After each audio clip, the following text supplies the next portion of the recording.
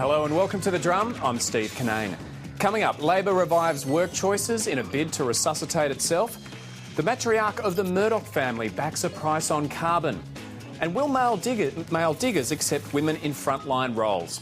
Our panel tonight, contributing editor with Newsweek magazine, Julia Baird, Greens Senator-elect Lee Rhiannon, and also political author Phil Senior. Well, Tony Abbott famously declared work choices was dead, buried and cremated during last year's federal election campaign. But it wasn't dead, buried and cremated in question time today. As Labor struggles to sell the carbon tax to voters, government MPs were trying to raise the spectre of the coalition's IR policy. The Liberal Party has never believed in protecting Australian jobs. You cannot have concern about job security and be a supporter of work choices. Why did the government overturn work choices? What risks are there of a return to work choices? And why is it important to protect the rights of Australians at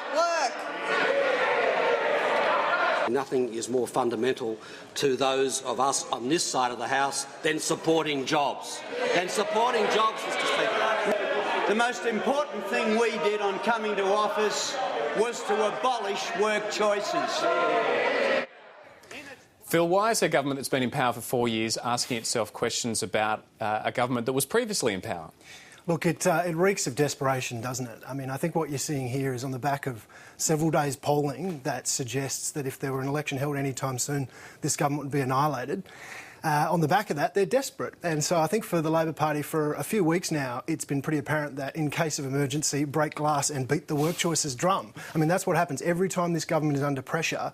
Rather than defend its own policies or try and move the agenda to something positive, it brings up a work choices scare campaign. And I think people are pretty much able to see straight through that. We do know, though, it's in the DNA of the Liberal Party to want to have workplace reform. Is there any inkling that they may go back to some kind of IR reform before the next election even? There's certainly a debate going on in the party. I think whatever the outcome of that, the idea that they will go to the election with anything that remotely resembles work choices, I think is fantasy land. No one in the senior echelons of the party would let that happen.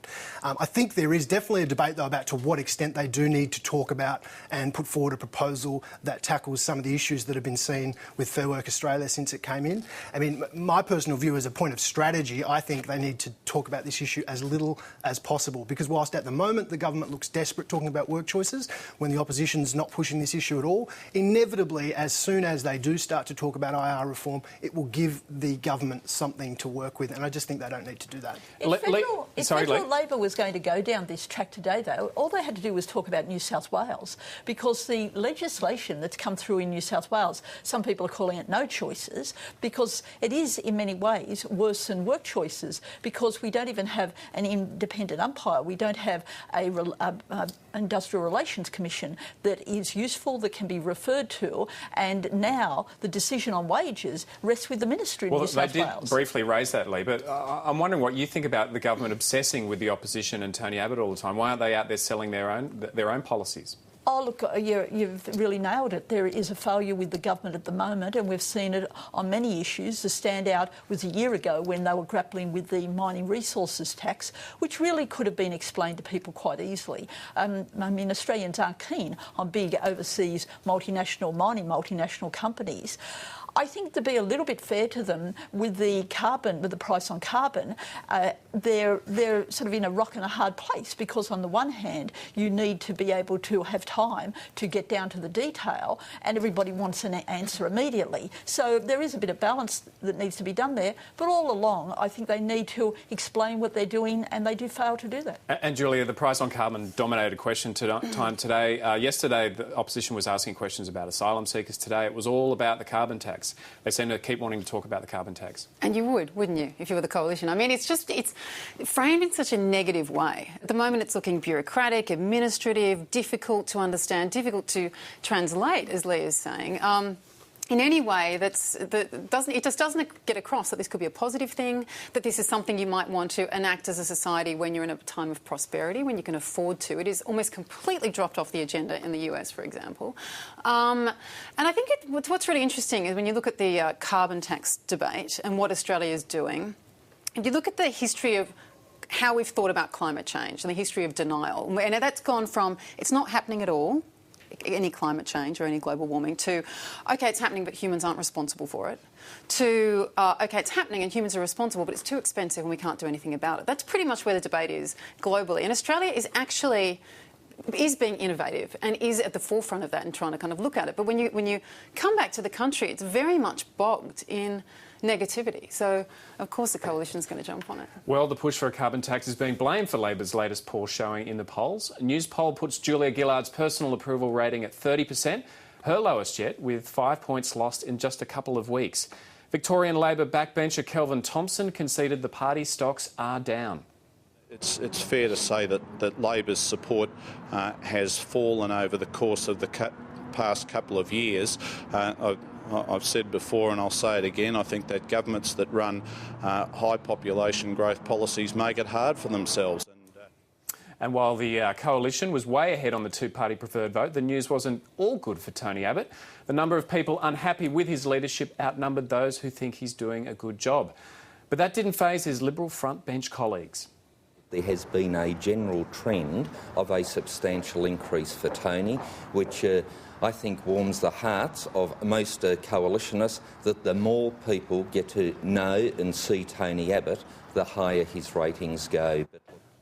Julia, if you're going to have a series of diabolical polls, it's better to have them 2 years out from an election than 6 months out. Can the government turn it around this far? Of course. Yeah. And it's incredibly distracting, especially when you're about to bring in some really fundamental legislation, to continue to keep turning back to the polls. And Obama found exactly the same thing. I mean, he was polling incredibly poorly at the end of last year, with the recession, with the unemployment, with what was happening on Wall Street and how badly the bailout had been handled, with the perception and, again, the selling of healthcare. But then suddenly he turned it all around in a matter of a few weeks over Christmas. And in fact 2 weeks, when he got through an agenda which was don't ask, don't tell, and energy reform and so on. And now, of course, he's tracked down bin Laden. Things can turn around very quickly, and I think what you've got to do is show conviction and show authority, and so show that you can make the difficult decisions. I mean, that's what's going to come round in the end, and that's what will translate into polls. And Phil, you really can pinpoint this to the carbon tax debate. I mean, you saw the news poll before. Julia Gillard announced this. Her primary vote was at 36. Dropped 4 points the one after. Absolutely. And beyond just the primary vote, her own personal standing, her approval rating has lost more than 20 points since the announcement of the carbon tax. Now, it's a matter of months. 20 points is unheard of, and it's pretty clearly linked to the carbon tax. Just on the question of whether the government can turn it around, look, I think the government can win the next election. I don't think they will, but I think they can. But I don't think it's anything that the government can do about it. It will come down purely and simply to the opposition. If the opposition can find a reasonable way to deal with this issue of rolling back compensation and stripping back pension increases and so on that are going to go hand in hand with the carbon tax, if they can deal with that issue effectively, then I think Labor will be gone for all money. And I think they have the opportunity to do that, whether it's by trimming some of their other areas like the paid parental leave scheme, making that a little bit less generous, whether it's public service savings, just coming up with that $5 or $6 billion that they would need. And then as a Liberal Party, they could actually go to the election running on taxation reform and lowering taxes rather than it just being about rolling back the carbon tax. Lee, why is the government finding it so hard to sell a carbon tax when the majority of people in this country believe that climate change is real and they want action? Look, I think it's a really good point. I certainly, as we spoke about earlier, I think there's a real problem with how the government sells it.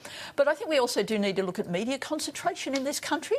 Like, let's remember how most people get their news is from television papers still these days, and there's only a few owners of those outlets. And Labor gets a hard time. We get a hard time as well. And the Greens totally acknowledge scrutiny is the job of the media. But so often it just goes much further. It's ridicule. So often it's not news, it's commentary.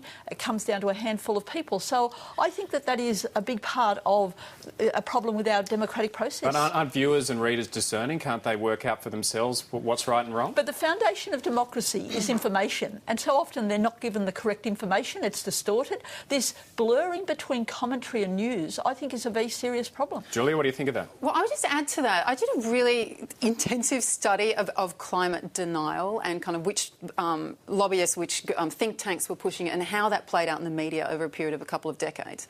And I think one interesting thing, particularly if we're looking at the media portrayal, is that in the interest of balance, there's always been a for climate change is happening to and against climate change is happening. And that actually hasn't been balanced. You could say there are 2,000 scientists who think it's, yes, a problem and occurring. And then we have a band of 10 who think it's not, or whittled down to one. And that is a way that the debate has been skewed.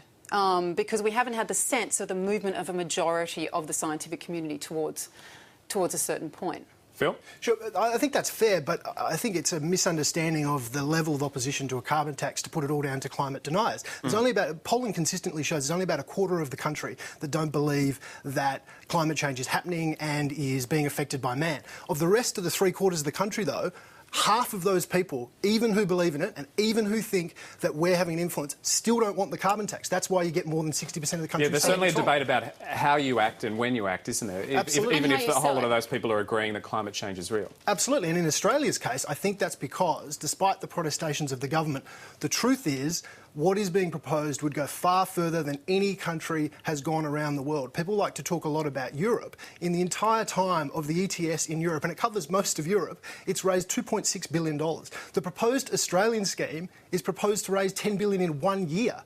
That shows you what we're talking about is a quantum and a scale of coverage that hasn't been done anywhere before. No, I think that's right, but I think I wasn't trying to put it down to climate deniers. I was just saying that in the fact that this is where the global debate is at, and there's paralysis in a number of countries because there's a recession, and it's very difficult to afford such measures.